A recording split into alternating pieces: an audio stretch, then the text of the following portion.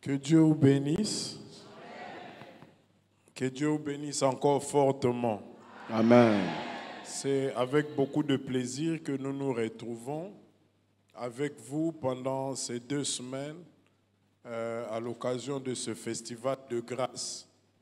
Et nous sommes honorés que la grande communauté que vous êtes et que vous représentez, non pas seulement en Côte d'Ivoire et dans le monde entier, que vous ayez apporté votre regard sur nous pour vous apporter la petite portion de l'écriture que nous connaissons.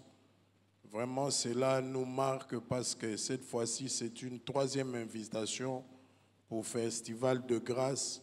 Nous nous sentons très, très honorés et nous ne pouvons vous dire qu'un grand merci avec un G en majuscule et le merci même est avec un M majuscule. Nous remercions tous les comités, nous remercions les très révérends, son secrétaire, ainsi que tous les pasteurs, vraiment qui ont toujours eu un regard favorable par rapport à nous.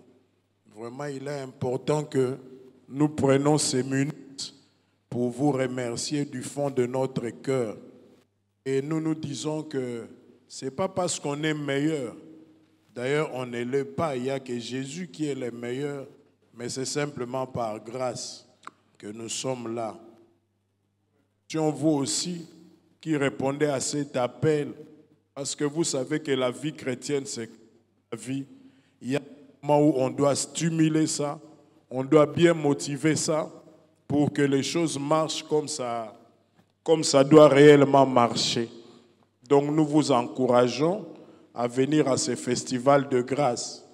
Et vous savez que même ces festivals de grâce m'ont motivé à écrire 2 livres sur les thèmes des festivals de grâce. Je pense que c'est dans le 2e ou le 1er.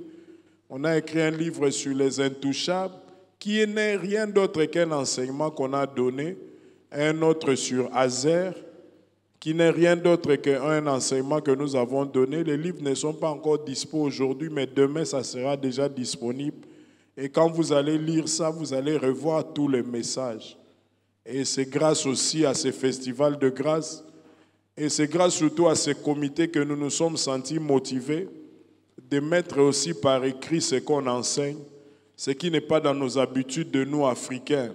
Nous sommes, par être Africains, on est accro à la tradition orale. La tradition écrite, elle est européenne. Donc si on quitte la tradition orale pour la tradition écrite, c'est qu'on a vraiment fait un grand effort. Donc que Dieu nous aide à continuer dans cet élan. Donc vraiment, je tenais à vous remercier et que Dieu vous bénisse. Amen. Aujourd'hui, on va un peu naviguer. Comme c'est un dimanche et c'est le 1er jour, je vais vous mettre dans le bain de la prédication, vous donner le goût pour que nous participions chaque jour et dans chaque secteur pour que nous ayons à nous équiper. Parce que le temps, c'est un temps où il nous faut vraiment l'équipement. C'est ce qui fait qu'aujourd'hui, je veux marier le thème principal de tout le festival avec le thème de ces lieux. Et ce n'est que demain que je veux beaucoup plus stigmatiser avec le thème de Cocody. Mais aujourd'hui, on va marier le thème principal. Selon qu'on nous a présenté, j'ai vu, on a écrit plus que heureux, 2 points, voilà, plus que heureux, 2 points, je ne manquerai de rien. Donc on va essayer un peu de faire la symbiose, de marier ces 2 thèmes et puis on va aller. Donc je veux faire comme on a l'habitude de faire, je veux laisser le prédicateur Kouma nous lire les passages, les 4 passages. Il va commencer avec, nous allons prendre tout parce que ici c'est l'ouverture, donc on va prendre le passage principal, le psaume 128, et puis après on va prendre le psaume 23. Le psaume 23 d'ailleurs on ne va pas lire, on va faire ça ensemble à l'unisson. Donc le psaume 23 viendra en dernier, et puis on va prendre Deutéronome 8, versets 7 à 10, et puis on va prendre Néhémie 9, versets 19 à 21. Je reprends. On commence avec le psaume 128, qui est le thème principal. Et puis après ça, on va à Deutéronome 8, versets 7 à 10. Et puis Néhémie 9, 19 à 21. J'ai pris tous ces versets parce que là-bas, on écrit « Je ne manquerai de rien ». Et puis, on va faire à l'unisson, comme un seul homme à la fin, sans lire, mais on va vraiment proclamer ça haut et fort, toute l'Église, le psaume 23. Allons-y. Psaume 128, nous lisons tout le psaume. Heureux tout homme qui craint l'Éternel, qui marche dans ses voies. Tu profites alors du travail de tes mains, tu es heureux. Tu prospères. Ta femme est comme une vigne porteuse de fruits dans ton foyer. Tes fils sont comme des plants d'olivier autour de ta table. C'est ainsi qu'est béni l'homme qui craint l'Éternel. Vers 5. L'Éternel te bénira de Sion et tu verras le bonheur de Jérusalem tous les jours de ta vie. Tu verras les fils de tes filles, de tes fils. Que la paix soit sur Israël. Amen. Deutéronome 8, 7 à 10. Versets 7 à 10, nous lisons. En effet, l'Éternel ton Dieu va te faire entrer dans un bon pays. C'est un pays de cours d'eau, de sources et de lacs qui jaillissent dans les vallées et dans les montagnes. Un pays de blé, d'orge, de vignes, de figues et de grenadiers. Un pays d'oliviers et de miel. Un pays où tu mangeras du pain avec abondance, où tu ne manqueras de rien. Un pays dont les pierres sont du fer, où tu pourras extraire le cuivre des montagnes. Verset 10. Lorsque tu mangeras à satiété, tu béniras l'Éternel, ton Dieu, pour le bon pays qu'il t'a donné. Amen. Néhémie 9, 19 à 21. Néhémie 9, 19 à 21. Nous lisons. Mais toi, dans ton immense compassion, tu ne les as pas abandonnés dans le désert. La colonne de nuée n'a pas cessé de les guider sur le bon chemin pendant le jour, ni la colonne de feu d'éclairer pour eux pendant la nuit le chemin qu'ils devaient suivre. Tu leur as donné ton bon esprit pour les rendre sages. Tu ne les as pas privés de ta manne et tu as continué de leur fournir de l'eau pour étancher leur soif. Verset 21. Pendant 40 ans, tu as pourvu à leurs besoins dans le désert sans qu'ils ne manquent de rien. Leurs vêtements ne sont pas usés et leurs pieds ne sont pas enflés. Amen. Psaume 23, on va nous mettre ça, on va lire ça comme un seul homme. On va lire ça comme si c'est vraiment un cantique chanté. Et je sais que nous le connaissons par cœur. Je vais lancer jusqu'à 3. 1, 2, 3. L'Éternel est mon berger, je ne manquerai de rien. Il me fait reposer dans le vert pâturage. Il me dirige près des eaux paisibles. Il restaure mon âme. Il me conduit dans le sentier de la justice à cause de son nom. Quand je marche dans la vallée de l'ombre de la mort, je ne crains aucun mal, car tu es avec moi. Ta houlette et ton bâton me rassurent. Tu dresses devant moi une table en face de mes adversaires. Tu oins d'huile ma tête et ma coupe de... Très fort, oui, le bonheur et la grâce accompagneront tous les jours de ma vie et j'habiterai dans la maison jusqu'à la fin de mes jours. Que ce psaume soit ta vie au nom de Jésus. Amen. Que ce psaume soit la vie de tes enfants au nom de Jésus. Amen. Que ce psaume soit ta vie de chaque jour au nom de Jésus. Amen. Amen. Que Dieu vous bénisse, vous pouvez vous rasseoir. Amen. Est-ce que vous m'écoutez bien? C'est comme si je n'avais pas un bon retour dans mon micro. Je ne sais pas, je ne m'entends vraiment pas. Mais on va nous aider. Gloire à Dieu. C'est bon maintenant. Alléluia. Amen. Être heureux. Est-ce que pour réunir les enfants de Dieu et leur enranger ou bien leur amener dans une illusion? Non. Pourquoi parler d'être plus que heureux? Au fait, nous parlons d'être plus que heureux parce que vous devez savoir que être heureux a toujours été le plan de Dieu.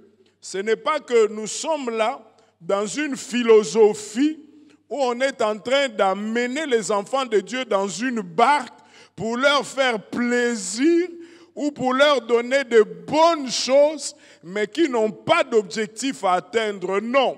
Depuis que Dieu est Dieu, il a toujours voulu dans son plan, dans sa volonté, que les hommes soient heureux. Premièrement parce que lui-même, Dieu est heureux. Il n'y a pas de tristesse dans son monde.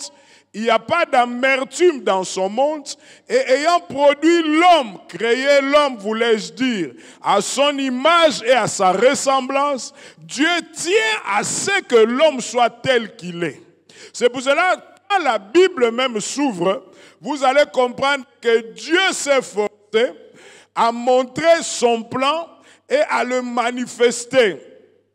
Parce que Adam se retrouvait dans un jardin où il était heureux.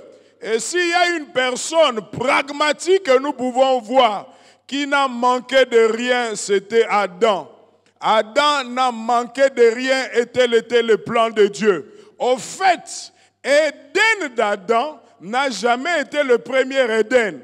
Parce qu'avant que Dieu fasse l'Éden dont nous parlons d'Adam, il y a l'Éden du ciel.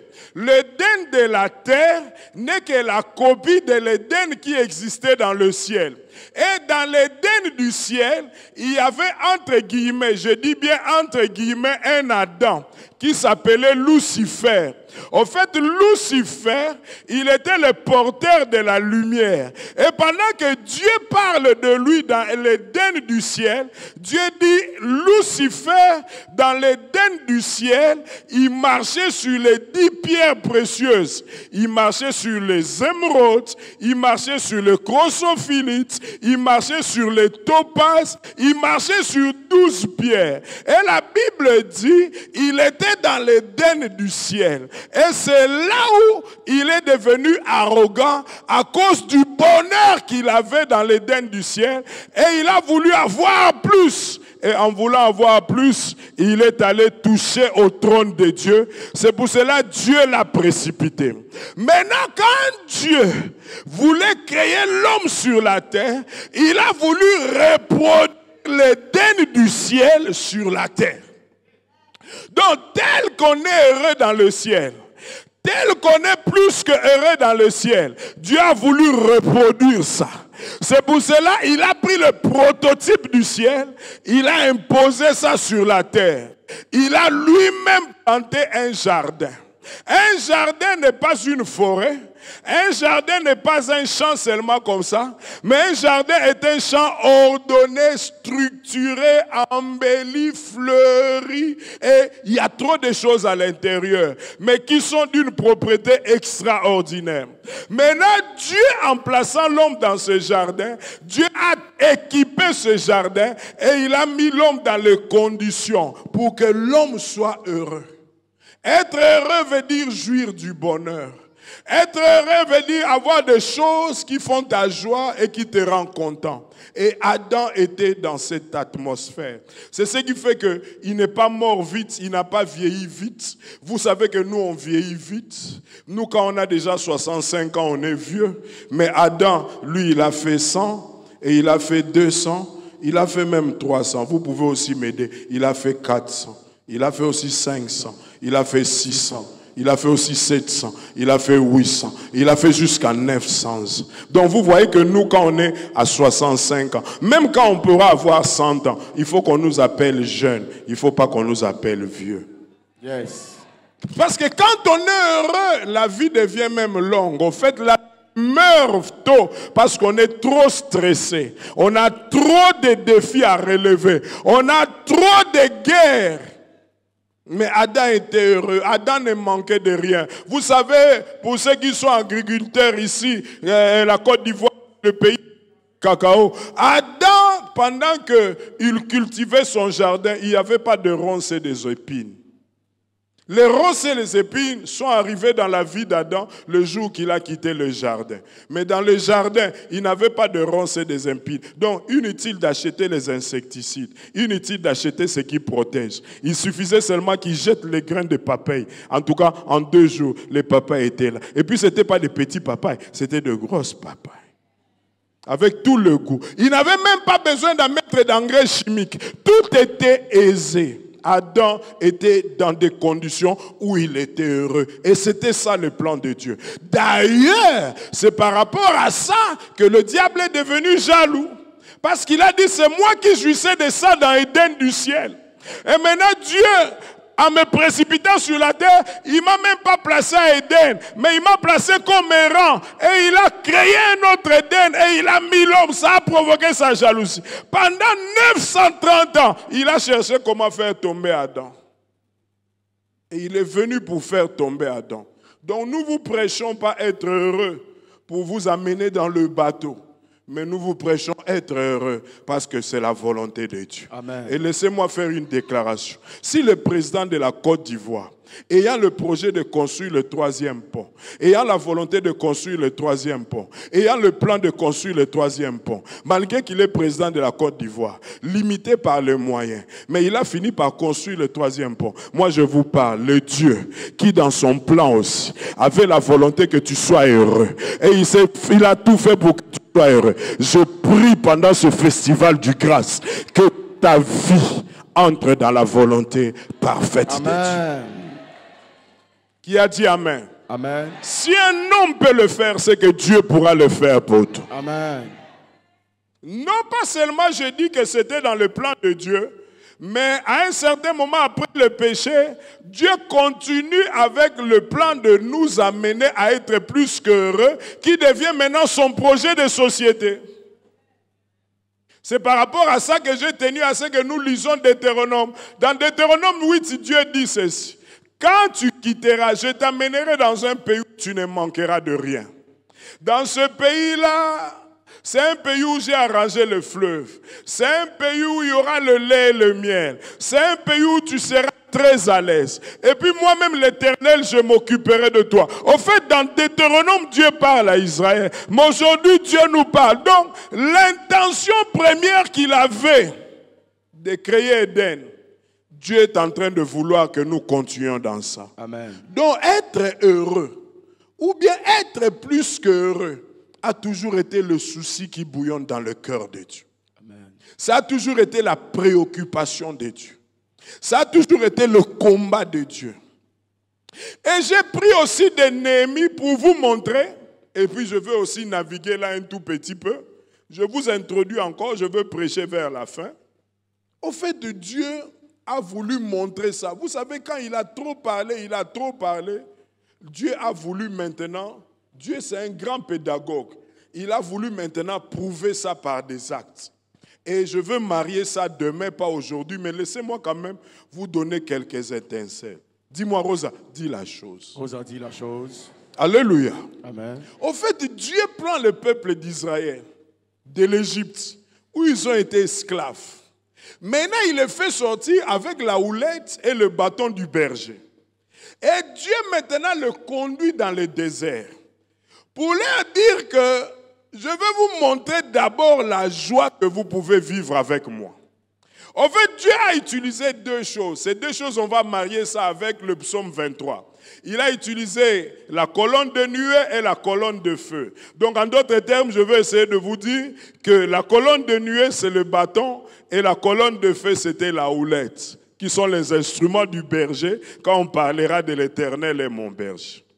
Maintenant, il fait sortir Israël et il l'amène dans le désert. Frère, il y a des déserts que tu dois chasser dans ta vie, mais il y a des déserts que tu dois chercher dans ta vie. C'est pour cela, quand tu es dans une prière d'intercession et qu'on chasse les déserts, il faut d'abord dire à celui qui conduit la prière, c'est quel désert qu'on chasse. Parce qu'il y a des déserts que tu peux chasser dans ta vie. Mais c'est comme il y a des déserts que je veux que tu embrasses ce matin dans ta vie. Dis-moi quel désert. Quel désert. Alléluia. Ils entrent dans le désert. Et c'est là où l'Éternel s'improvise comme berger. Vous savez que le désert, il fait très froid la nuit. Très, très froid la nuit. Et l'Éternel, chaque nuit, il élève une colonne de feu pour le réchauffer. C'est ce qui fait que quand je suis allé en Europe, les Blancs ont essayé de me dire qu'ils étaient intelligents et que par rapport à l'hiver, ils ont créé des chauffages. J'ai compris que les Blancs sont menteurs. Hein? Parce que le chauffage, en réalité, ça a commencé dans le désert. Et puis, ils avaient le chauffage sans payer l'électricité. Yes. Dieu chauffait, il ne payait pas, il pourvoyait à tout. Parce que le mystère de je ne manquerai de rien, c'est ça être heureux. Donc quand il fait froid, Dieu pourvoyait. Donc le chauffage n'est pas un fruit de la modernité, ni de l'intelligence des Blancs, ni de l'intelligence de la civilisation. Mais il y a eu déjà des chauffages dans le désert. Et le chauffage du désert n'était pas connecté à l'électricité. Donc il n'y avait pas de facture chaque 2 mois. Tout était gratuit. Parce que l'Éternel est mon berger, je ne manquerai de rien. Et ce qui est beaucoup plus important, ce qui nous intéresse en Côte d'Ivoire, c'est là où j'arrive. Dis-moi, qu'est-ce qui nous intéresse? Qu'est-ce qui nous intéresse? C'est maintenant la climatisation, parce que vous savez qu'actuellement, avec tout le chaud qu'il fait, chaque maison en Israël a la climatisation. Mais la climatisation n'a pas commencé avec celui qui nous a créé des splits que vous voyez là à côté de moi. C'était dans le désert, où pendant que la journée il faisait chaud, vous savez que la même colonne de nuée de feu s'est transformée en colonne de nuée. Il y avait des nuages et de l'eau. Et quand la lumière frappait la colonne libérait maintenant la fraîcheur, comme une climatisation. Donc c'est faux de dire que c'est les Blancs qui nous ont amené la climatisation. Changer ces langages, c'est archi faux. La climatisation est venue avec Dieu. Mais des fois, nous, avant de venir ici au culte, on a tout coupé. Vous savez pourquoi on a tout coupé? Parce que si tu laissais la climatisation et venir au culte jusqu'à midi, ça va coûter cher. Mais quand l'Éternel est berger, la climatisation ne coûte pas cher. Amen. Et il ne payait rien. Ce n'était pas connecté à l'électricité. Parce que l'Éternel est mon berger, je ne manquerai de rien. Et tout était assuré. Laissez-moi vous dire ce que Naomi a dit. Dis-moi, Rosa, qu'est-ce qu'il a dit? Rosa, qu'est-ce qu'il a dit? Est-ce que vous savez que chaque année, on achète des chaussures? Mais dans le désert, pendant 40 ans, personne n'a acheté des chaussures. Parce que Dieu, dans le ciel, il avait engagé des anges cordonniers. Il suffisait de marcher. Et dès que la chaussure essaie un peu de se gâter, tu n'as qu'à laisser ça dehors. Il y avait un ange cordonnier qui passait, qui soignait les chaussures. Yes. Et tout était neuf. La Bible dit, tout s'arrangeait. Amen. Et vous savez que nous, quand les habits sont sales, il faut amener au pressing. Mais dans le désert, il n'y a pas eu de pressing. Dès que l'habit est sale, tu laisses ça dehors. Il y avait les anges qui étaient chargés de pressing et qui nettoyaient. Yes. Tout se faisait gratuitement. Dieu leur a donné l'image de ce qu'ils devaient faire. Et ce qui est encore plus costaud, est-ce que vous savez que nous, après le culte, on va aller acheter de boules d'atchéké et on va aller acheter tout ce qu'on a acheté. Mais dans le n'était rien. Dieu pourvoyait à la nourriture. L'Éternel est mon berger, je ne manquerai de rien. Dis-moi comment ça se faisait. En fait, là où il y avait la colonne de feu, chaque matin, cette colonne, avant que ça change de colonne de feu en colonne de nuée, il y avait une colonne qui descendait. Et tout le monde amenait son récipient et il allait cueillir la nourriture. On ne payait pas. La boule d'atchéké coûte cher actuellement, mais ils ne payaient pas atchéké. Ils ne payaient rien. Et quand ils en avaient marre d'atchéké, vous savez ce que Dieu faisait? Il leur disait, restez sur place. Il lançait un vent et le vent recueillait tous les cailles. Et quand ils avaient besoin de la viande, un vent soufflait et les cailles tombaient dans le désert. Ils ramassaient des cailles et ils mangeaient. L'Éternel est mon berger. Je ne manquerai de rien. Tout était pourvu par Dieu pour que l'homme soit heureux. Et tout cela pendant 40 ans. Oh, nous sommes en train de prier que nous ayons un président en Afrique ou bien même en Europe qui va nous dire que pendant mon temps de mandat de pouvoir, vous ne payerez rien. Et tout vous sera donné. Ce président sera éligible 100 fois, même sans qu'il ne puisse postuler. Mais je vous annonce, il y a un président comme ça. Amen. Son nom, c'est le président Jésus-Christ de Nazareth. Amen. Qui peut faire ce que les hommes ne passent. Donc nous vous emmenons pas en bateau, mais nous vous révélons le projet de Dieu. Et ils ont marché comme ça dans le désert. Et tout le combat était gagné dans le désert. L'Éternel pourvoyait. Il y avait des combats qui étaient gagnés que quand on levait les mains. Il suffisait seulement de lever les mains et vous gagnez le combat. Tout était pourvu. Et vous savez, quand même il y avait morsure des serpents, ce que Dieu faisait, tu n'as pas allé à chercher comment être soigné. Et tu n'as pas allé à chercher avoir une piqûre de tétanos pour être protégé contre la morsure du serpent. Tu n'avais seulement à lever les yeux vers le serpent que Moïse a élevé. Quelle médecine! Nous prions qu'une telle médecine vienne où on n'a ni piqûre, ni cachet à prendre, mais lever seulement les yeux et regarder vers un serpent élevé et on est guéri. Parce que l'Éternel est mon berger, je ne manquerai de rien. C'est ça le plan de Dieu. C'est pour cela quand nous prêchons de plus qu'heureux, nous vous invitons, frères, parce qu'il est temps que la volonté de Dieu s'impose. Sur la volonté que la société nous impose. Sur la volonté que les hommes nous imposent. Sur toutes les volontés que les hommes cherchent à mener dans notre vie. Il y a tellement de choses qui se sont passées dans le désert que le temps me manque pour essayer de vous expliquer cela. Mais quand est-ce que tout a chamboulé? Tout a chamboulé quand le péché est entré. C'est ce qui a un peu chamboulé les plans de Dieu, c'est ce qui a bousculé les plans de Dieu. C'est ce qui a un peu tout torpillé dans le plan de Dieu. Et Jésus même en venant, rien que par sa vie, il a essayé de nous montrer la structure que Dieu est en train de monter et qu'il a monté au travers de sa personne pour que nous revenions comme si nous étions dans le jardin. Je vais vous donner un ou deux exemples. Dis-moi, Rosa, dis-nous l'exemple. Rosa, dis-nous l'exemple.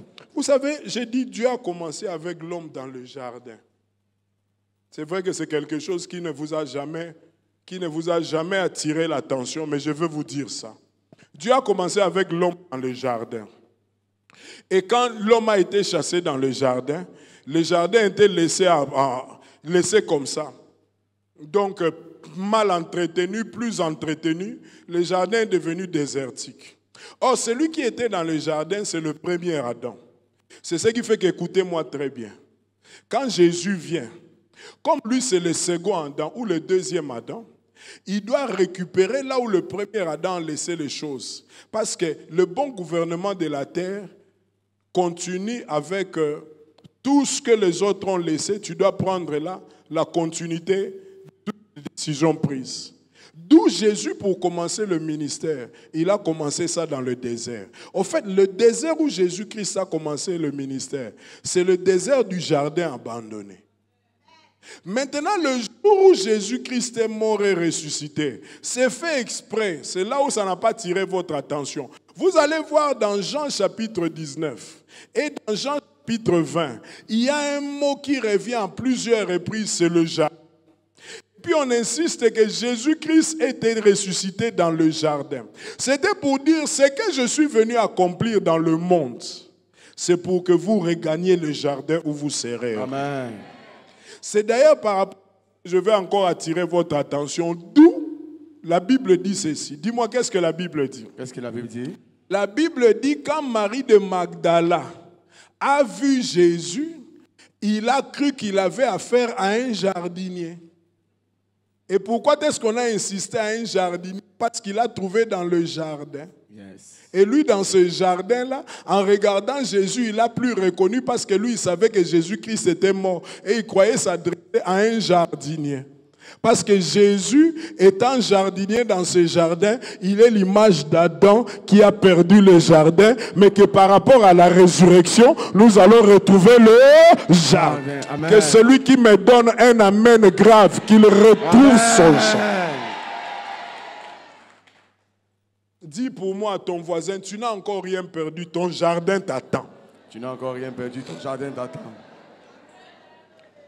Nous sommes encore dans un mois pascal, donc je suis en train de vous dire, à cause de la Pâque et à cause du fait qu'il est ressuscité dans le jardin, je déclare haut et fort que tous ceux qui traversent des moments difficiles en ce temps, je vous dis, tu n'as rien perdu. Le diable est un menteur. Que celui qui me donne un amen chocolaté récupère son chat. Non. Que celui qui dit 2 fois Amen, qu'il récupère son chat. Amen. Le jardin perdu sera récupéré. Amen. C'est pour cela qu'il est allé ressusciter dans le jardin. Qui dit Amen. Amen. Ça, c'est concernant notre thème principal. Là, je veux rentrer dans le thème. Je vous fais d'abord les exposer. Et puis après, je veux prêcher. Parce que là, je n'ai pas encore prêché. Je vous embrigade seulement dans le contour biblique. J'ai dit qu'on va d'abord naviguer. Donc là, on navigue encore. Dis-moi 2. Le psaume 23. Le psaume 23, c'est un psaume extraordinaire. Il y a des maisons où on a placé ça. Et c'est un psaume qui nous révèle tout ce que je viens de vous dire. Mais maintenant que David a essayé de révéler par rapport à sa vie. Le psaume 23, comme le psaume 26, est composé de 6 versets. Le chiffre 6, c'est le chiffre de l'homme. C'est le chiffre de la faiblesse de l'homme, mais qui doit s'appuyer chez Dieu pour voir le bonheur. C'est pour cela que tous ces 2 psaumes sont clôturés avec 6 versets. Les 6 versets typifient l'homme.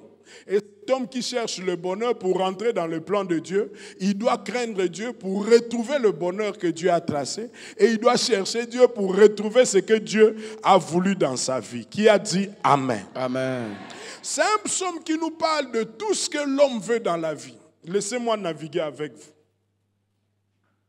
Premièrement, on dit, l'Éternel est mon berger et je ne manquerai de rien. La première vie que Dieu veut à un homme, quand on dit je ne manquerai de rien, c'est une vie heureuse. En fait, quand l'homme ne manque de rien, il est heureux. En tout cas, quand on dit rien, c'est rien. Vous savez, des fois, nous, on est focalisé parce qu'on est africain. Quand on dit rien, peut-être on voit que l'argent, on voit que la voiture. Non, il y a des choses qui sont beaucoup plus importantes que cela. Quand on dit rien, ça veut dire vraiment on ne manque de rien. Parce que dernièrement, j'ai rencontré une maman qui m'a fait pleurer. Elle est une maman joliment jolie, bellement belle et qui est dans de bonnes conditions. Il a un mari qui est stable, assis et qui est un cadre dans notre pays. Et puis quand je suis allé chez la maman, elle était bien habillée, elle était trop chic. Comme j'ai dit, elle était bellement belle. Et puis maintenant, la maman se plaignait un peu. Et moi, je l'admirais. Je me disais, mais pourquoi la maman peut se plaindre? Elle me dit, non, j'ai un petit souci. Moi, j'ai dit, non, maman, comme c'est un petit souci, dans ce cas, on laisse. Parce que moi, je suis venu pour de grands soucis. Il me dit, non, c'est un petit souci, mais c'est comme si ça prend de l'ampleur et puis ce souci peut devenir cancéreux. Moi, j'ai dit, ah, dans ce cas, partage. J'ai dit, maman, dis-moi alors, tu manques de quoi? Mais ton mari pourvoit à tout, et puis vous avez des enfants, les enfants étudient au Canada, et puis chaque 3 mois, vous allez les voir, vous retournez, maman, mais même quand moi j'ai vu ici, et puis le charroi automobile occupé, et tout. Et puis la maman s'est plaignée du... C'est pour ça que quand on dit manquer de rien, ça veut dire vraiment manquer de rien. Donc moi je m'attendais à ce que ce souci-là soit extra. Elle était là silencieuse en train de me regarder. Il me dit, mais j'ai un souci. Moi je dis, alors dis-moi quel est le souci. Il me dit... Ton père n'est plus attentionné sur moi. Moi, je dis, oh, attentionné comment? Il me dit, je te donne un exemple. Tu vois la coiffure là, j'ai fait ça hier. Mais depuis hier, je ne fais que trimballer devant. Il n'a même pas constaté que j'ai fait la coiffure. Ah, maman, toi aussi. Ah! Il me dit, mais oui, c'est important. Parce que moi, quand j'ai fait ça, c'est pour elle, c'est pour lui. Et puis maintenant, donc, depuis hier, toi-même, tu t'imagines. Et puis quand je fais ça, je trimballais. Je suis même venu servir, je me suis accroupi comme ça. Pour que, il n'a même pas. Et depuis hier, je ne dors pas. Moi-même, j'étais là, j'étais sans réponse. J'ai dit, non, pour répondre à ces questions, il faut être femme. Non, il faut vraiment être femme pour comprendre ce qu'elle veut. Moi, j'ai dit, c'est tout, maman. Il m'a dit, oui, c'est tout. Ça me fait mal, mon fils. Ça me fait mal. Il faut vraiment que tu nous fasses asseoir. Moi, je dis, ah, pour chevelu, voilà. Il dit, non, ça, c'est un exemple. Des fois, même quand je m'habille, je passe et il ne voit personne. Mais pendant que nous sommes en voiture, je le vois comment est-ce qu'il regarde. Ah, maman. Mais quand on conduit, on regarde à gauche et à droite. Qui te dit que quand il regarde à gauche, il regarde quelqu'un? Ah! J'ai dit, maman, même moi, quand je conduis, je regarde à gauche, je regarde à droite. On ne peut pas conduire en étant comme ça, non. Mais quand on veut tourner à droite. Mais c'était tout le problème. Donc, j'ai compris que cette maman-là manquait de quelque chose. C'est comme si les mamans m'ont bien compris. Hein? Non, il faut que je donne 10 minutes à une maman pour m'expliquer ce qu'elle manque. Amen. Amen. Donc, vous trouvez que nous sommes dans un monde où nous avons besoin de ce Dieu qui peut nous combler de façon à ce que nous ne manquons de rien. Donc vous voyez la première dimension, laissez-moi d'abord terminer le passage. La première dimension, c'est que Dieu révèle que dans notre berger, nous aurons une vie heureuse. Et nous ne manquerons pas l'attention des papas. Hein, maman? C'est important, non? Merci, maman. Deuxième dimension, il dit, il restaure nos âmes. Je ne peux pas aller tout dans le détail. Vous voyez, dans cette dimension, Dieu nous révèle que pour que nous soyons heureux, nous avons besoin d'une vie restaurée. La vie est faite que toujours de accrochages qui vont essayer de nous briser, de briser notre enthousiasme, de briser nos ambitions, mais l'Éternel sera toujours là pour nous relever. Amen. Et nous restaurer. Et le psaume 23 est en train de nous révéler ça. C'est pour ça que la suite de ce message va nous révéler en détail comment est-ce que Dieu va opérer. Qui dit Amen? Amen. Et puis la suite, dis-moi, Rose, avance encore. Rose, avance encore. La Bible nous révèle aussi, au travers de ce psaume 23, que Dieu nous révèle qu'en étant notre berger, nous sommes dans une vie sécurisée. Le grand problème du monde actuellement, c'est la sécurité.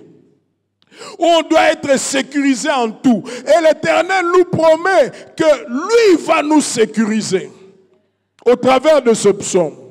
Il dit dans le sentier où les gens nous accusent, dans le sentier où les gens nous font de faux témoignages, lui sera notre justice. Et il le fera non pas seulement pour ça, pour nous, mais il le fera pour que son nom soit glorifié. Amen. Et le psaume 23 nous révèle aussi que Dieu nous veut dans une vie victorieuse. À un certain moment, il y aura tellement de challenges que nous aurons à sentir l'odeur de la mort. Mais il dit, quand bien même tu traverseras cette vallée de l'ombre de la mort, tu ne crains aucun mal. Parce que tu sortiras de cette vallée sécurisé et victorieux. Amen. Il y aura des moments où c'est dur. Quand tu vas voir le médecin te dit, il te reste 2 semaines à vivre. Mais toi, tu peux lui dire, ce n'est que l'ombre. Qui a dit Amen. Amen. Frère, on peut bouger et même te tuer avec l'ombre de l'épée. L'ombre de l'épée ne tue pas. Amen. Même l'ombre du chien ne mord pas. Il faut chercher que le chien soit là. Or, je vais vous expliquer qu'il n'y a jamais eu ombre sans lumière. Donc, dans ce cas, toi, tu dois t'accrocher à la lumière. Amen.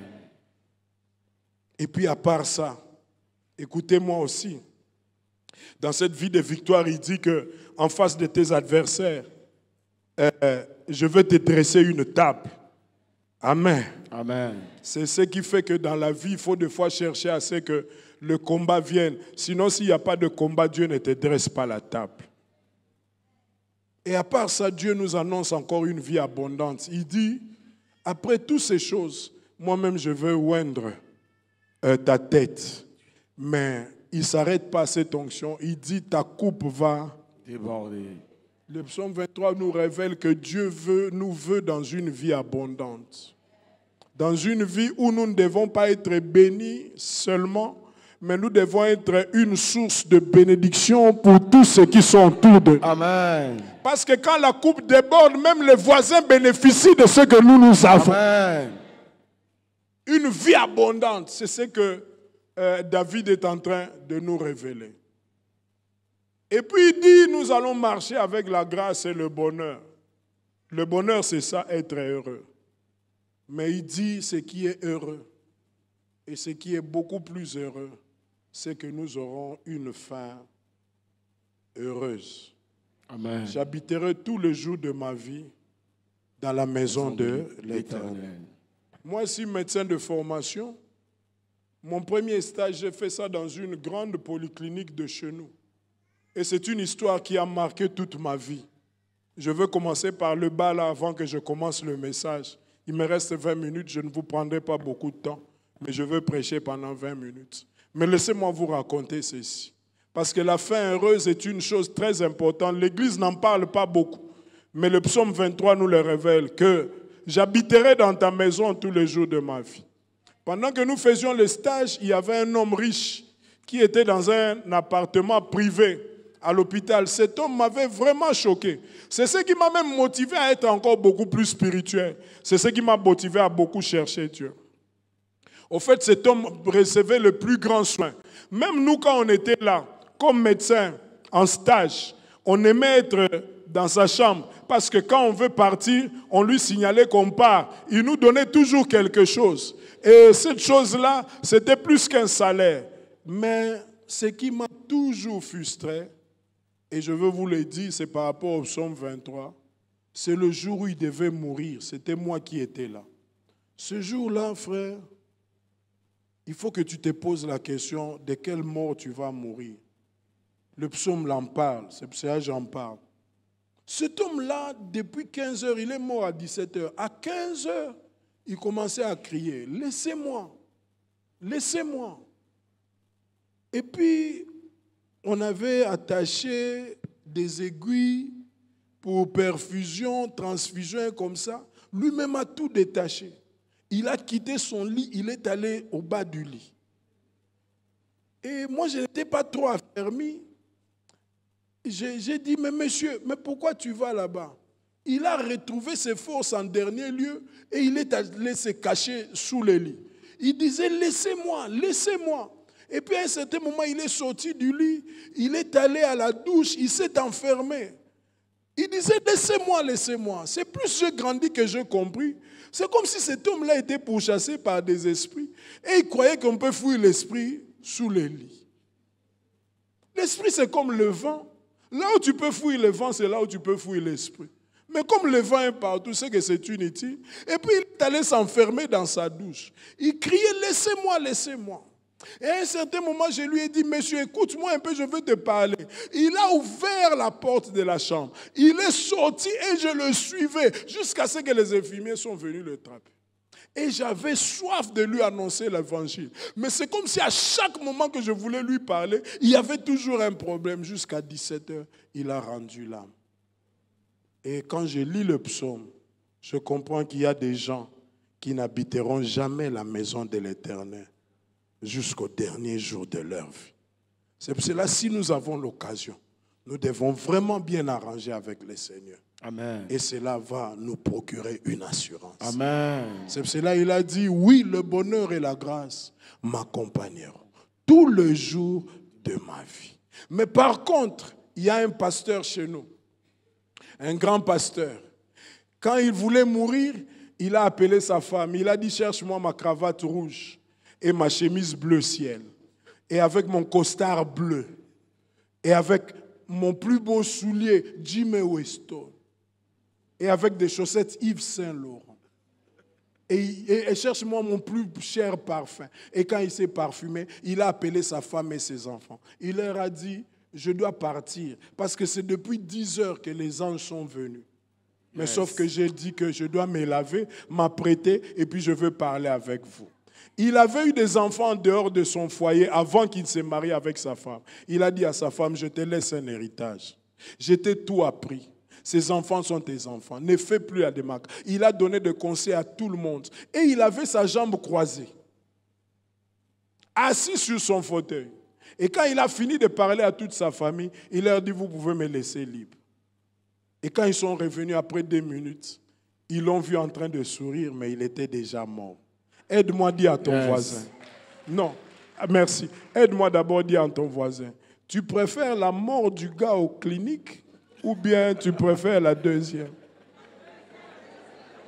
Qui a dit amen? Amen. Alors dis avec moi, 6, 1, 2, 3. Oui, le bonheur et la grâce m'accompagneront tous les jours de ma vie et j'habiterai dans la maison de l'Éternel jusqu'à la fin. Que ça soit ta vie pour toujours. Amen. Que celui qui me dit Amen 3 fois, amen, que ça soit sa vie tous les jours de amen, sa vie. Au nom de Jésus. Alléluia. Amen. De la même manière que nous sommes dans la maison de l'Éternel, de la même manière que nous serons dans la maison de l'Éternel. Qui dit Amen. Le psaume 23 est la réponse à tout ce que nous avons du mal à supporter sur la terre physiquement. Notre vie n'est pas que physiquement nous rencontrons beaucoup de choses. Je n'ai pas le temps de les citer aujourd'hui. Aujourd'hui, je vous fais seulement.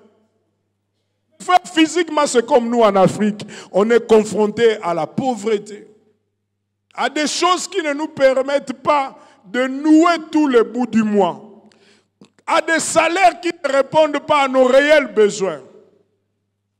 La société ne nous donnera jamais ce qui nous rendra heureux. Mais si nous faisons de l'Éternel notre berger, il va pourvoir à nos besoins. Mais il y a plus que cela, comme ce que j'ai dit de la maman. Non seulement il y a des faits physiques qui nous tuent, mais il y a aussi des faits moraux qui nous tuent. Combien de fois nous ne vivons pas dans une société où on est rejeté, où on a des stress à tout moment? À l'époque, pour avoir l'attention, il fallait avoir au moins 65 ans. Mais actuellement, l'attention, même les enfants de 13 ans ont l'attention. Donc vous imaginez, frère, le moral nous tue. La société nous tue. Et devant les maladies morales, devant ces maladies des âmes, aucune médecine ne peut nous soigner. Il n'y a que Dieu qui peut nous aider. Amen. C'est de tout ça qu'on va parler. Il n'y a que Dieu qui peut nous soulager. Combien de fois on est mal jugé? Combien de fois on est le fruit des injustices des hommes? Combien de fois on est mal compris? Et toutes ces blessures logent dans notre cœur. Des fois, quand on est habillé comme ça à l'église, le voisin nous envie, mais il ne sait pas qu'il y a la lèpre qui ronge notre cœur.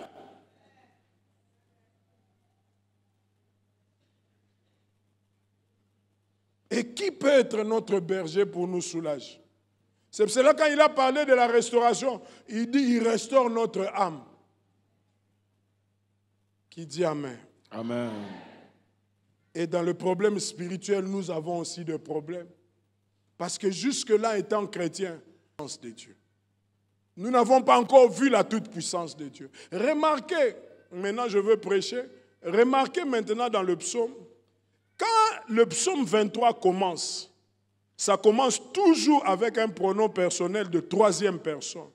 L'Éternel est mon berger, je ne manquerai de rien. Il me fait reposer. C'est avec un il, la troisième personne. Quand tout va bien, Dieu peut te laisser aller très loin.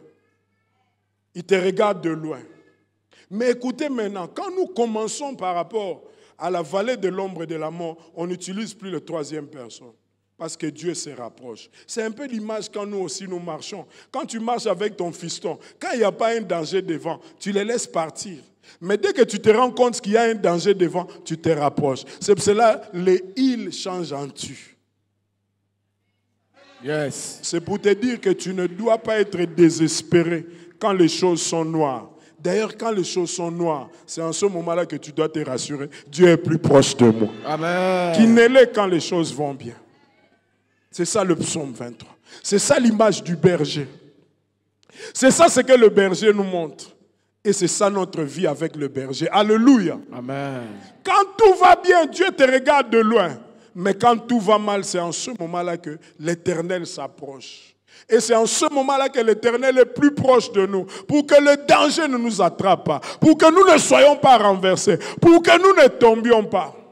Donc quand ça va mal, laisse-moi t'exhorter ce matin. C'est en ce moment-là que Dieu est plus proche de toi. Amen. Et c'est en ce moment-là que tu dois faire fort. Amen. Mais quand tout va bien, rassure-toi qu'il te regarde de loin. Là, ce n'est pas le tu, mais c'est le il.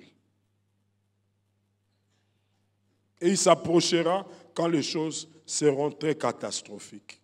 Mais en gros, pour dire je ne manquerai de rien, ça veut dire que Dieu s'élève dans le psaume 23 comme notre pourvoyeur. Il est celui qui pourvoit. Pourvoir, dans le dictionnaire, on m'a dit que ce sont de bonnes dispositions pour que les choses marchent.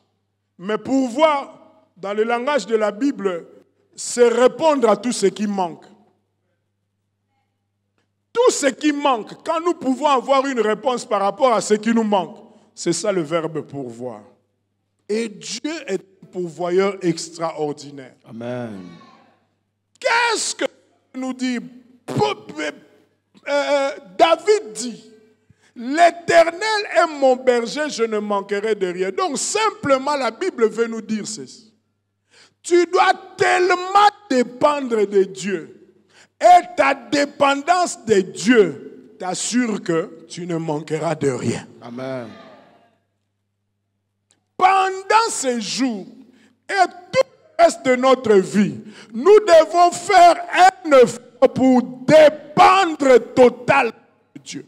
Et quand nous dépendons de Dieu, nous sommes assurés que Dieu va pourvoir. Amen.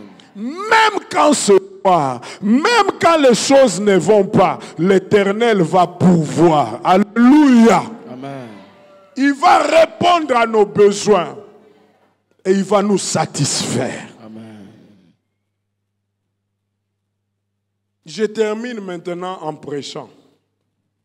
Dis-moi, Rosa, parle maintenant. Rosa parle maintenant. Donne-moi un amen bien que je parle. Amen. Non, donne-moi un amen chocolaté. Amen. Que je parle maintenant. Qui dit amen? Amen. Est-ce qu'il y a-t-il quelqu'un dans la Bible qui a posé la question parce qu'il manquait quelque chose et Dieu lui a qui ne manquait de rien? Bien que dans la réalité, il manquait quelque chose. Vous connaissez quelqu'un comme ça dans la Bible? Est-ce qu'il y a-t-il quelqu'un dans la Bible parce qu'il a manqué de quelque chose et il a posé la question pour savoir s'il pouvait avoir la chose? Mais bien qu'on lui a répondu, la réalité prouvait qu'il manquait de quelque chose. Mais au moment où il n'a manqué pas de la chose. La question est compliquée. Hein? Je réponds à la question. Est-ce qu'il y a-t-il quelqu'un dans la Bible qui a manqué de quelque chose. Et il a posé la question par rapport à la chose qui manquait. Mais on lui a pourtant dit qu'il ne manquait de rien. Or, dans la réalité, il manquait de la chose, mais en réalité, la chose n'a pas manqué. C'est la question que j'ai provoquée exprès pour te donner un peu de mots de tête. Mais j'ai le doliprane spirituel pour répondre à cette question. Je réponds pour la dernière fois. Est-ce qu'il y a-t-il quelqu'un dans la Bible qui a manqué de quelque chose? Et dans la réalité, il a manqué de la chose. Et il a posé la question par rapport au fait qu'il a manqué de quelque chose. Et la réalité lui donnait raison qu'il a manqué de la chose. Mais quand on lui pose la question, on lui répond que tu n'as pas manqué de la chose. Pourtant, il manquait de la chose. Mais en réalité, il n'a pas manqué de la chose. Dis-moi, Rosa parle maintenant. Rosa parle maintenant. C'est l'histoire d'un fils et de son père. Ce jour-là, il montait sur la montagne. Et quand il montait sur la montagne, arrivé à un certain niveau, le fils pose la question à son père. Papa, nous avons toujours l'habitude d'aller.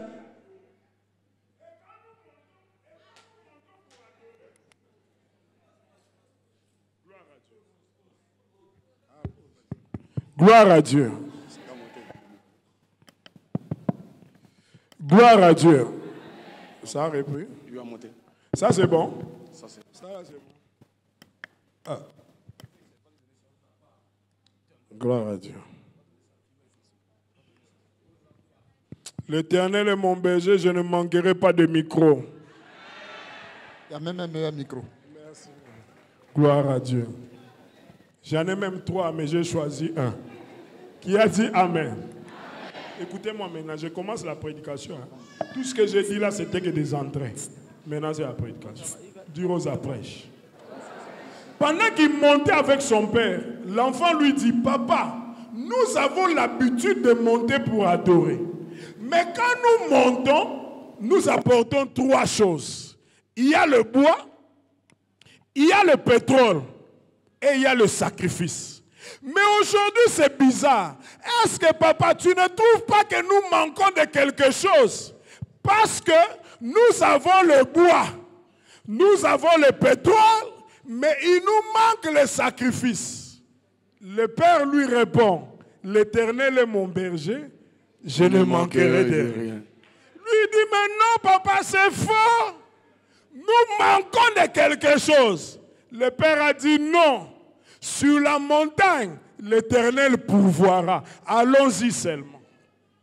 Mais écoutez, ça c'est maintenant la profondeur.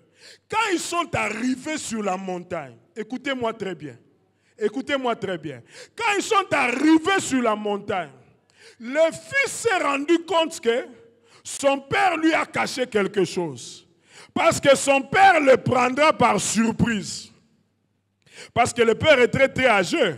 L'enfant était jeune, il était trop habile, trop souple pour esquiver. Donc certainement il lui a dit, tu dois essayer de mettre le bois et puis moi je vais essayer d'arranger. Et pendant que lui il essayait d'arranger le bois, le père l'a pris par un mouvement brusque.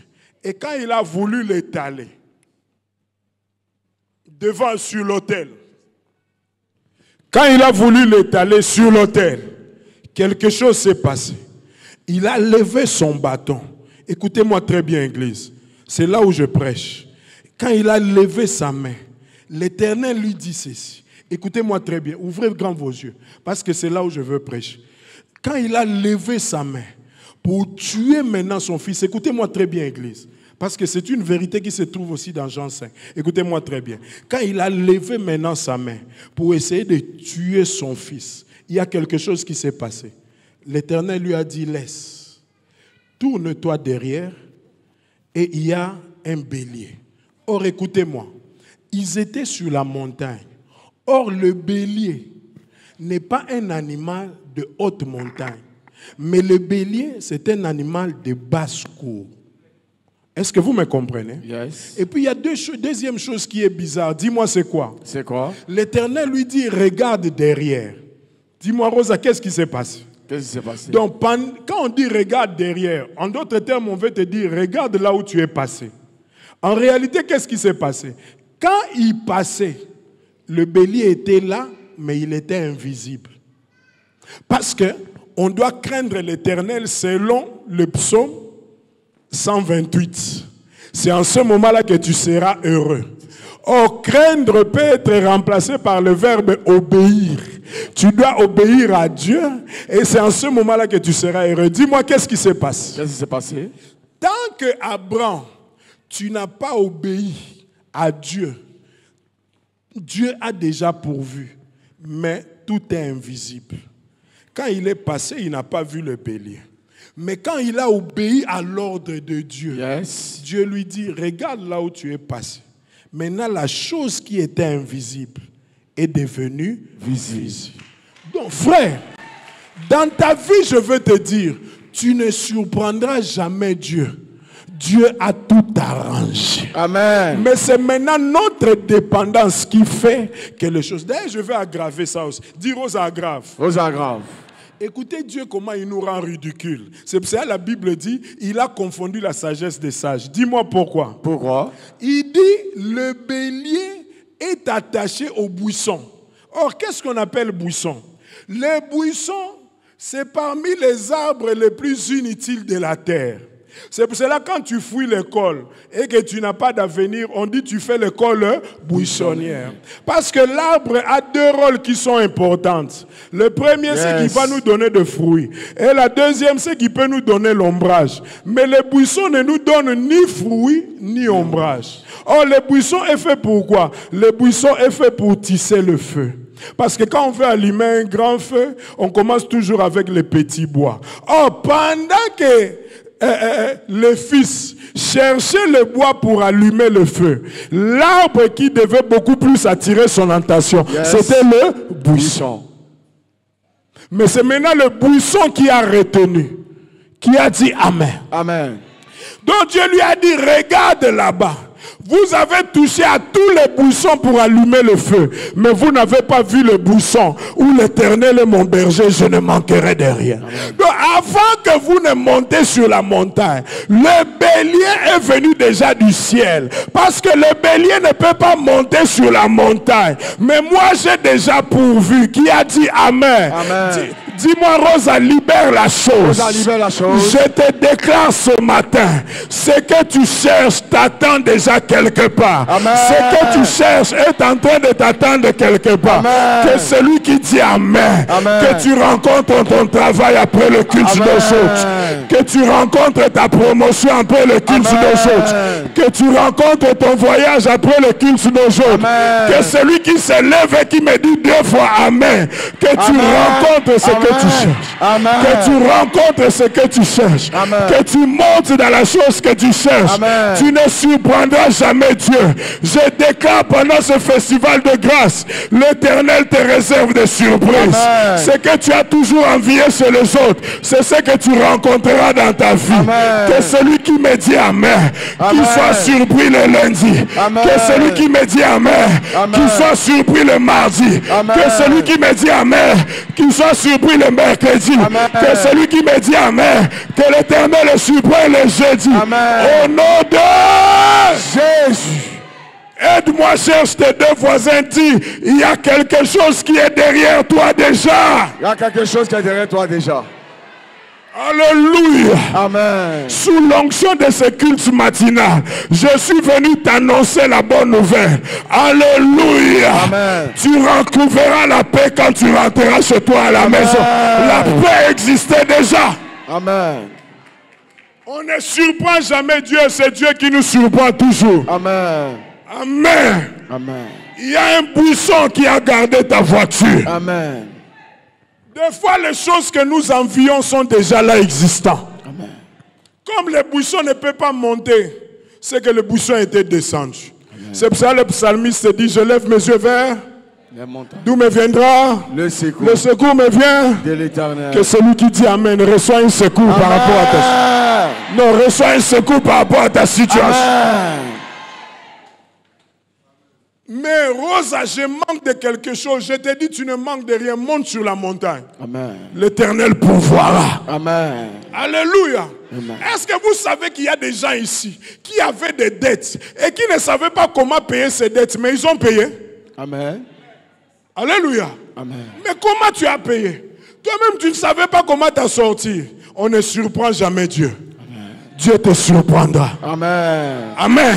Amen. Et puis Dieu est bizarre. Dis-moi, qu'est-ce qui fait sa bizarrerie? Qu'est-ce qui fait ça? C'est que ce que nous attendons souvent se trouve devant nous. Mais Dieu lui a dit, ce que tu cherches se trouve déjà derrière toi. Dis-moi, qu'est-ce que ça veut dire? Qu'est-ce que ça veut dire? Ça veut dire la conjugaison du verbe tout est accompli, c'est déjà fait. Tu n'as plus à chercher, tout a été déjà fait. Alors celui qui a la foi reçoit ce qui a été fait. Amen. Au nom de Jésus. Je reçois. Amen. Amen. L'Éternel est mon berger, je ne manquerai de rien. Isaac a fait ouf, papa. Un bélier sur la montagne. Il a dit, c'est Dieu seulement qui peut faire ça. Il dit, mais papa, quand je t'ai posé la question, oui, Abraham lui dit, moi-même je savais, mais le comment, je ne sais pas. Parce que le jour que Dieu te révélera le comment, c'est le jour où il cessera d'être Dieu. C'est pour cela que le comment de Dieu a toujours été son mystère. C'est pour cela que même Marie a posé à l'ange, comment cela se fera-t-il? Même l'ange n'avait pas d'explication à donner. Parce que le comment appartient à Dieu. Au fait, ce qui te stresse, c'est me poser la question, comment cela peut se faire? Même moi-même, étant prédicateur depuis plus d'années, je suis venu te dire aujourd'hui la vérité. Et non pas seulement en mon nom, mais au nom de tous les prédicateurs. Le comment, même moi qui vous prêche, je ne connais pas. Comment tu vas te marier? Je ne connais pas. Comment tu auras la voiture? Je ne connais pas. Comment tu vas prospérer? Je ne connais pas. Comment tu seras élevé? Je ne connais pas. Comment tu voyageras? Je ne connais pas. Comment tu achèteras la maison? Je ne connais pas. Mais ce que je sais, l'Éternel est mon berger. Je ne manquerai de rien. Que celui qui dit Amen, qu'une maison le surprenne derrière. Yes. Alléluia. Amen. Dis Amen que j'aggrave la chose. Amen. Non, donne-moi un Amen pimenté que j'aggrave la chose. Dis-moi Rosa, parle-moi maintenant. Rosa, parle-moi je suis en train de voir ta maison en Bécherville derrière toi. Je suis en train de voir ton avion derrière toi. Amen. Je suis en train de voir ta promotion derrière toi. Amen. Que celui qui me donne un Amen fort. Amen. Amen. Amen. Tu n'as pas à te battre. L'Éternel a déjà tout accompli. Amen. Les verbes sont conjugués différemment de l'Ancien Testament et du Nouveau Testament. Dans l'Ancien Testament, on conjugue toujours au futur. Mais dans le Nouveau Testament, on conjugue toujours au passé composé. C'est pour dire que ce que les anciens de l'Ancien Testament cherchaient, nous, tout a déjà été accompli. Amen. C'est pour cela que tout dans notre vie est derrière le dos. Amen.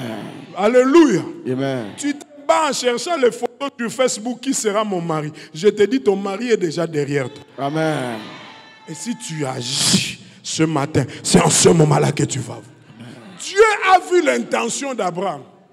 Et dans son intention, Dieu a déjà pourvu. C'est pour cela, frère, ne manquez pas de faire de bonnes choses à l'égard de Dieu. Parce que tu n'as rien fait. C'est Dieu qui a déjà fait avant. Amen. Au fait, nous, quand nous faisons, c'est pour dire seulement merci au Seigneur pour tout ce que tu as déjà accompli. On n'a jamais été le premier. C'est pour cela que Dieu nous pose la question, qui m'a donné en premier? Parce que c'est moi qui donne toujours en premier. Ils ont pris le bélier et ça a remplacé. L'Éternel est mon berger. Ce qui nous trouble, c'est le comment. Comment je peux arriver là? Avec mon âge, comment ça se fera? C'est ça aussi la question. Abraham ne répond pas. Le jour où nous répondons aux questions comment, c'est en ce moment-là Dieu cesse d'être Dieu. Dieu peut te donner le quand. Il peut te donner avec le qui. Il peut te donner où. Mais comment?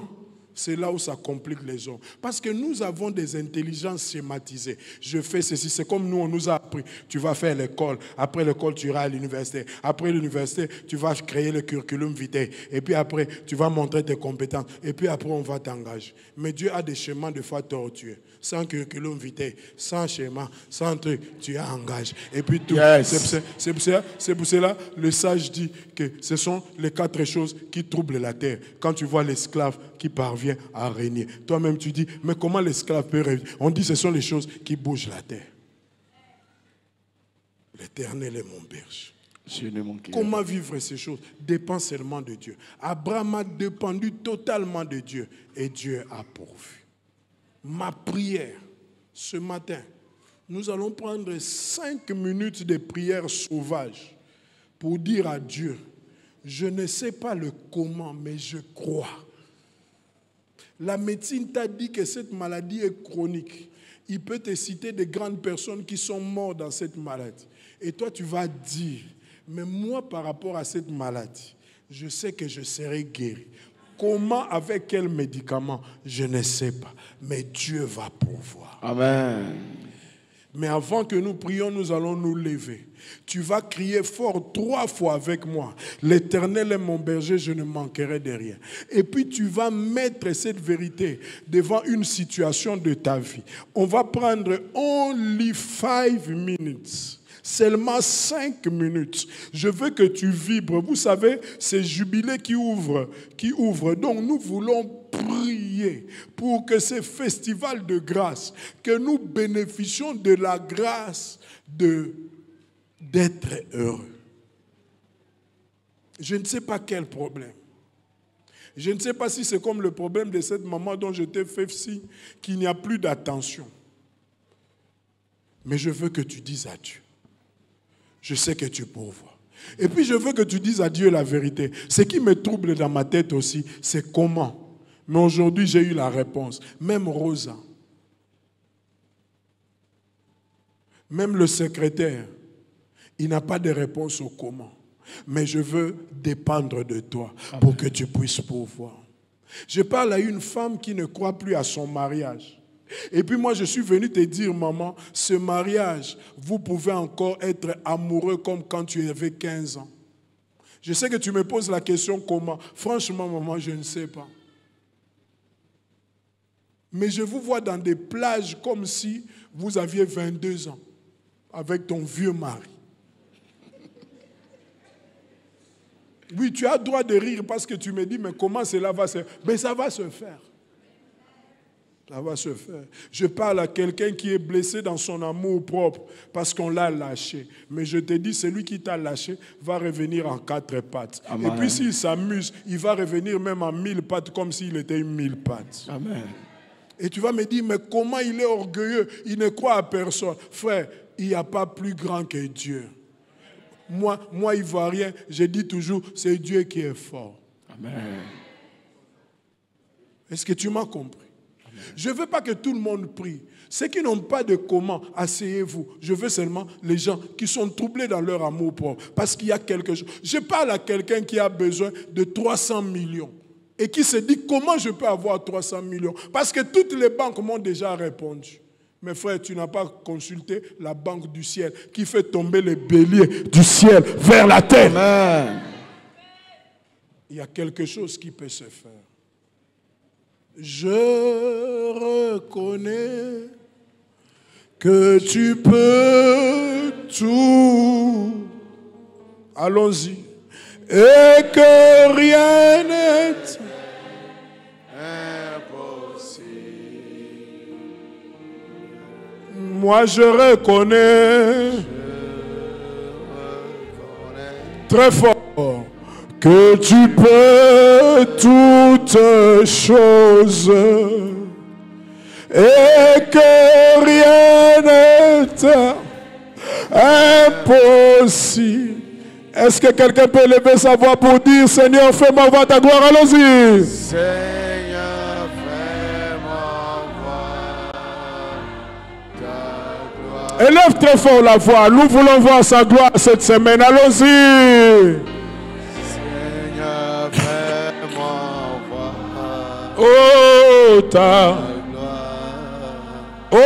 ta gloire, ô Seigneur. Ta gloire. Seigneur. Allons-y. Seigneur, fais-moi voir. Élève tes 2 mains, on va crier 3 fois et puis je veux que tu battes les mains en priant. Je veux que tu engages ta vie. C'est notre festival de grâce. Ce que Dieu va faire, c'est par la grâce. Le comment a comme réponse la grâce. Le comment a comme réponse la grâce. Quand je vais dire 1, nous allons tous ensemble. L'Éternel est mon berger, je ne manquerai de rien. Allons-y très fort. 1. L'Éternel est mon berger, je ne manquerai de rien. Pour la deuxième fois, on va changer la formule. Tu vas dire, l'Éternel est mon berger. Moi, José Rosa, Moye Mobeto, je ne manquerai de rien. Allons-y, 2. L'Éternel est mon berger. Moi, José Rosa, Moye Je ne manquerai de rien.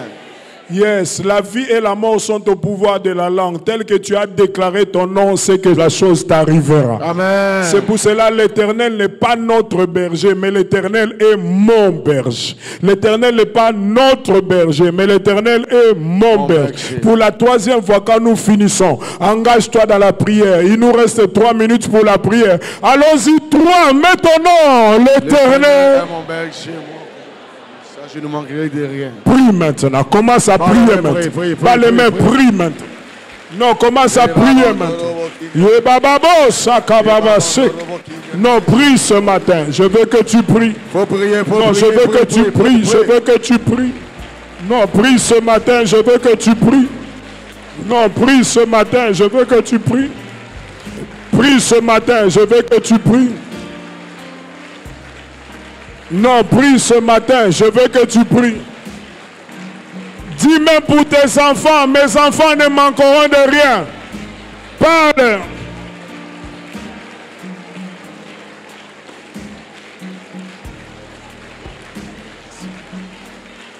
Non, même pour ton mari, prie. Il nous reste 2 minutes, bas les mains, prie. Élève ta voix, prie. L'Éternel est notre berger. L'Éternel est mon berger. Bas les mains, prie. Aye bababo, sakabababe, kanta, yenda barabo.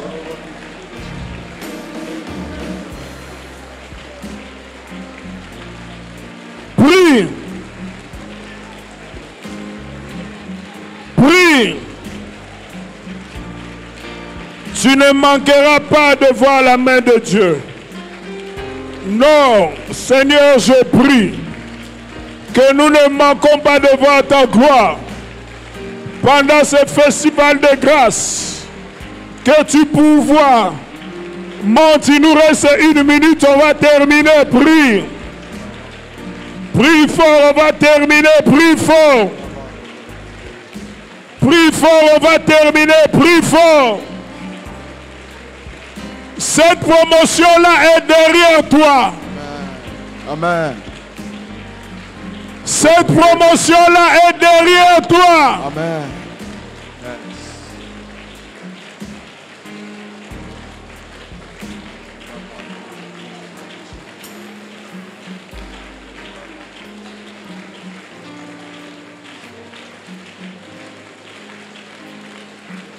Au nom de Jésus. Élève tes 2 mains, on va terminer avec cette prière. Élève tes 2 mains, regarde-moi. Cherche à être là où je suis. Cherche à me dire, dis avec moi, Père. Père. Je sais que tu as déjà tout fait. Je sais que tu as déjà tout fait. Ce que je cherche. Ce que je cherche est déjà derrière mon dos. Est déjà derrière moi. En sortant d'ici. En sortant d'ici. Je veux retrouver cela. Je veux retrouver cette semaine. Cette semaine. Je veux retrouver cela. Je veux retrouver cela. Ce que je cherche. Ce que je cherche est déjà derrière. Est déjà derrière. En sortant d'ici. En sortant d'ici. Je veux saisir ça. Je veux saisir cela. Je crois, Seigneur. Je crois, Seigneur. Que tu es mon berger. Que tu es mon berger. Ce que je cherche. Ce que je cherche. Tu l'as déjà fait. Tu l'as déjà fait. Merci pour ça. Merci pour Merci pour ça. Merci. Merci pour ça. Merci pour ça. Allez, fais une prière de foi en 1 minute par rapport à ce que tu cherches. Prie. Prie. Prie. Prie. C'est déjà derrière ton dos. Prie. Crois que Dieu a déjà pourvu. C'est déjà derrière ton dos. Prie. Crois que Dieu a déjà pourvu. C'est déjà derrière ton dos. Prie. Crois que Dieu a déjà pourvu. C'est déjà derrière ton dos. Prie. Crois que Dieu a déjà servi. C'est déjà derrière ton dos. Prie. Crois que Dieu t'a déjà servi. Non, il nous reste 30 secondes. Prie. Si tu crois, tu verras la gloire de Dieu. Prie. Prie.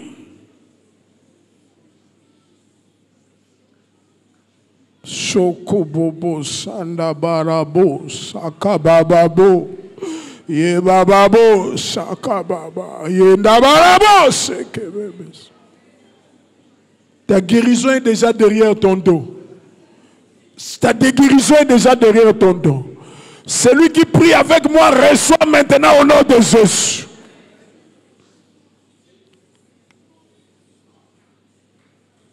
Je veux que tu sortes de ces cultes enthousiasmés, plus qu'heureux. Amen. Parce que ce que tu cherches est déjà derrière ton dos. Amen. Qui a dit Amen? On m'amène 150 enveloppes. On m'amène 150 enveloppes pour pouvoir honorer Dieu, pour soutenir plus que heureux. Asseyez-vous.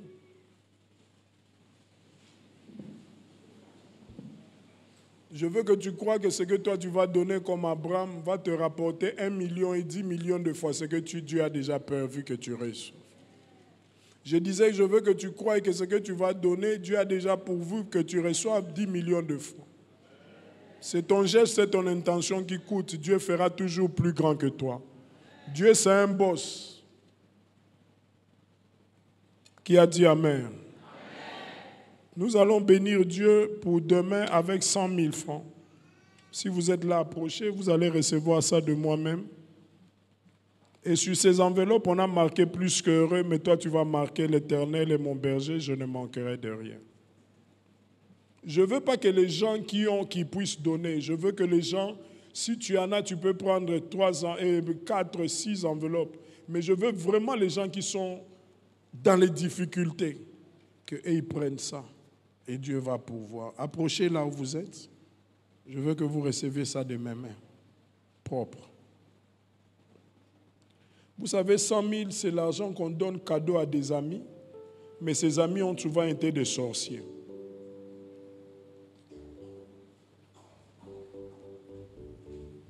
Aide-moi alors. Aide-moi. Aide ici même.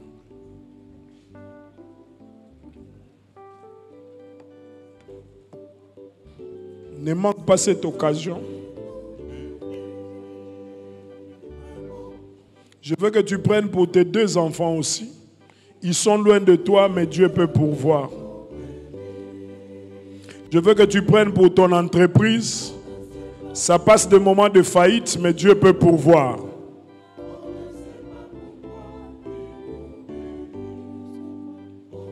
Je veux que tu prennes pour ton entreprise.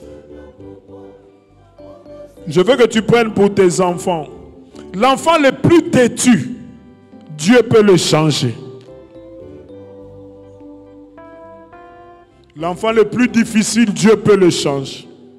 100 000, nous dépensons ça des fois en carburant. Rien qu'en carburant, nous dépensons 100 000. Mais l'Éternel peut faire quelque chose. Des fois, rien que la peinture de la maison, nous dépensons 100 000. Mais Dieu peut faire. Je demande à ceux qui passent des moments difficiles de soucis d'argent. Ça est là. Ça est là.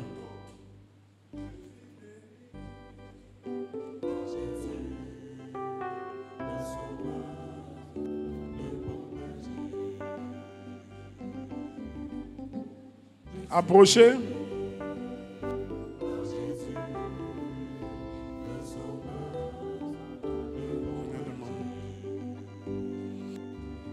J'ai besoin de 12 dernières personnes. 12 dernières personnes approchées. Père, verse ton onction sur ces enveloppes. Et que tu pourvoies aux besoins. Et plus Dieu, donne à maman.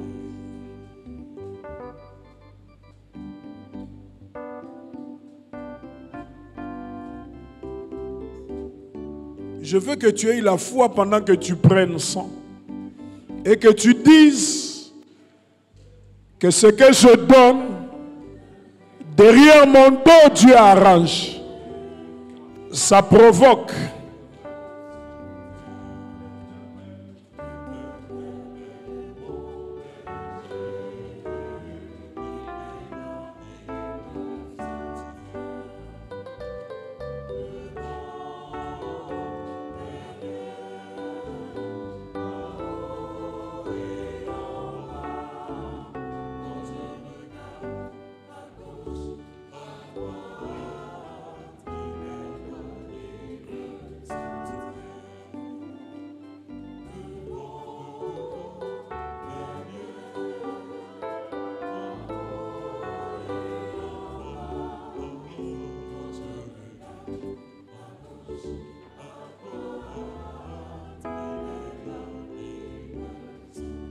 Demain, nous aurons une soirée grave de prière. Demain, ne venez pas seul.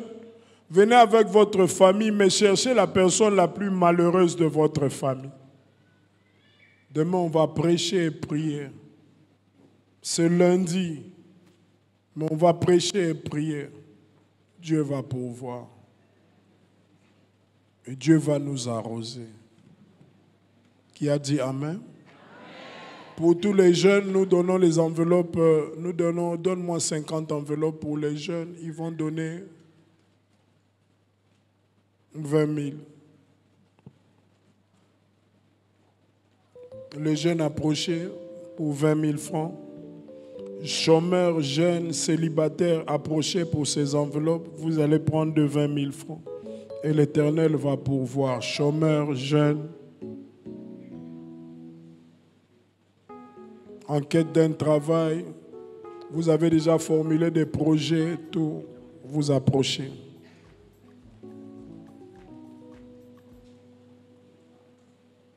En quête du travail, vous avez des projets, projet de Canada, projet de ceci. Honorez Dieu, nous sommes dans notre mois pascal. Dieu va pourvoir. Les jeunes prennent pour 20 000.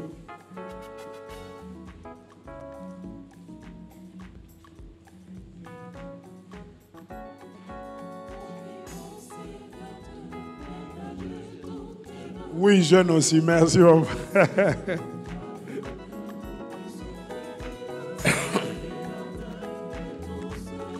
Tous ceux qui ont une maladie qui a persisté, venez prendre les enveloppes de 20 000 francs. La personne qui a une maladie qui a persisté, prend ça, l'Éternel est notre berger, nous ne manquerons de rien.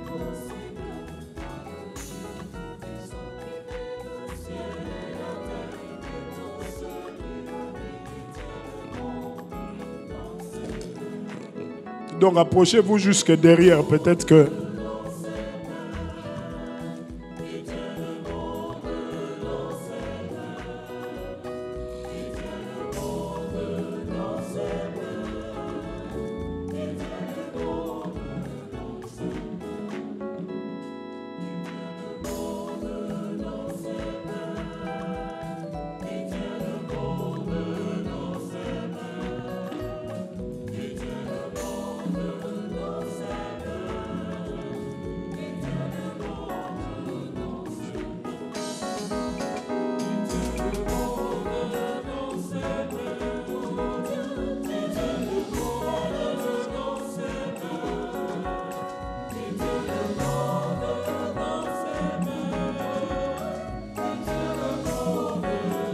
Aide papa.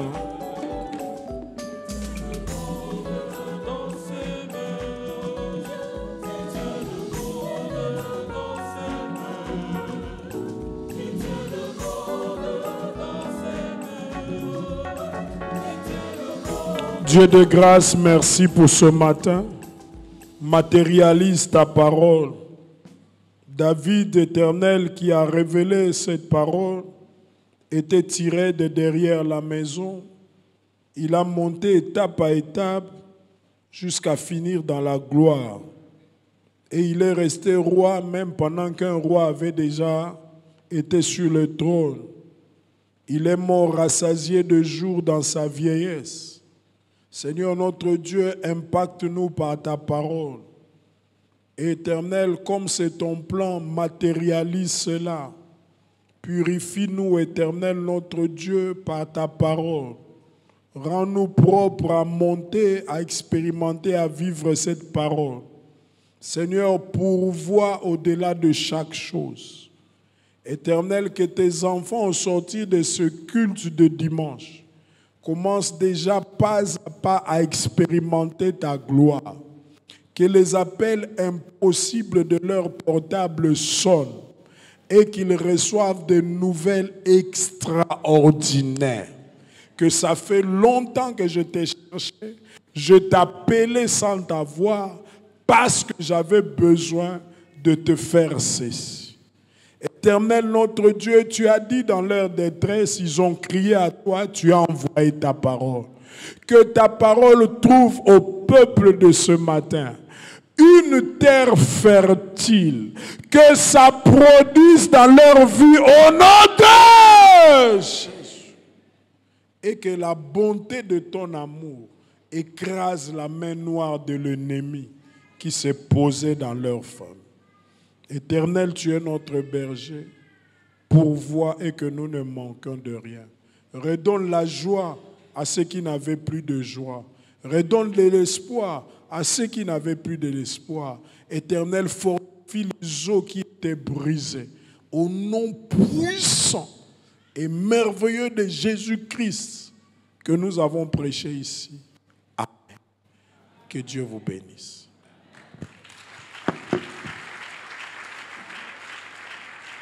On se tient debout pour acclamer très fort le Seigneur. On se tient debout pour rendre gloire au Seigneur.